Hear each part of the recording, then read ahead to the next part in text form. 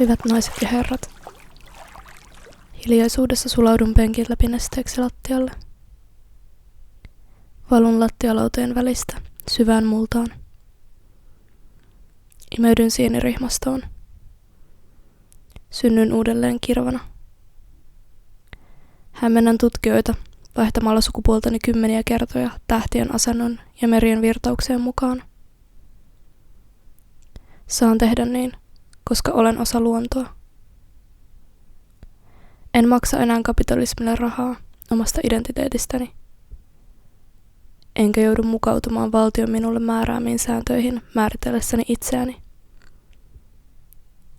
Minulla ei ole sellaista. Ei ole hiekkaan piirrettyjä rajoja.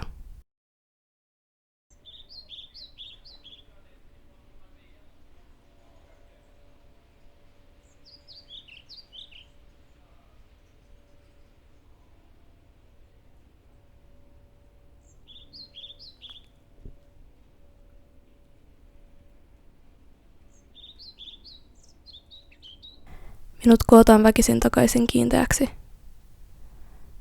Takaisin ihmiseksi. Palautetaan maan pinnalle, hengittämään ilmaa vasten tahtoani. Kävelen matalassa rantavedessä.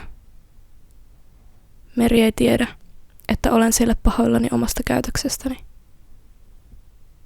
Kaikkien muiden käytöksestä. Väsyn itkemään sille. Nostan meren pintaa kyynelilläni samaa tahtia kuin sulavat mannerjäätiköt. Luin uutisista, ettei sitä voi enää pysäyttää. Kuljen hautausmaalle ja mietin, mihin hautaisimme kaikki ne kuolleet eläinlajit, jos arvottaisimme niiden elämiä lähellekään omiamme taulukossa, jonka olemme itsekkäästi kehittäneet omaa etuamme tavoitellen. Kaikki yksittäiset eläimet, jotka nimeäisin yksi kerrallaan, jos minun täytyisi. Raapisin kirjoituksen hautakivin kynsilläni. Olisin niin yksin. Öisin mietin niitä delfiineitä, joiden esiintymistä menin pienen lapsena katsomaan. Kuinka ne uivat salaa ympyrää ja ovat onnettomia. Ne menettävät elämän halunsa siinä likaisessa vedessä, jota ne pyrstöllään roiskuttivat yleisön päälle niitä huvittaakseen.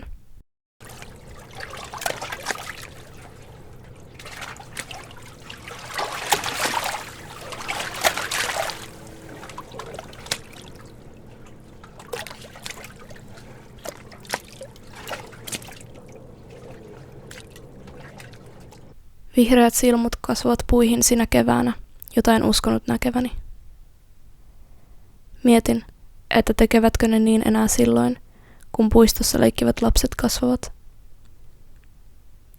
Laulavatko linnut samalla tavalla aamuisin? Herääkö siihen? Käytän boksereita hameideni alla, todistaakseni jotakin itselleni, ja vaihdan unissani kehonosia toisiin. Etäännyin todellisuudesta, ja toivon, että vain lakkaisin olemasta. Mietin paljonko sattuisi vetää vettä keuhkoihin, kun hukkuu. Kuivun sisältä ja rasahtelen rikki, kuin maassa luivot lehdet syksyllä. Uskottelen itselleni, että rakastan. Olen rakastanut maailmaan, kaikkiin sen pieniin yksityiskohtiin. Harakan jalanjälkiin lumessa ja öiseen tähtitaivaaseen. Pelkään, että kukaan muu ei ajattele samalla tavalla.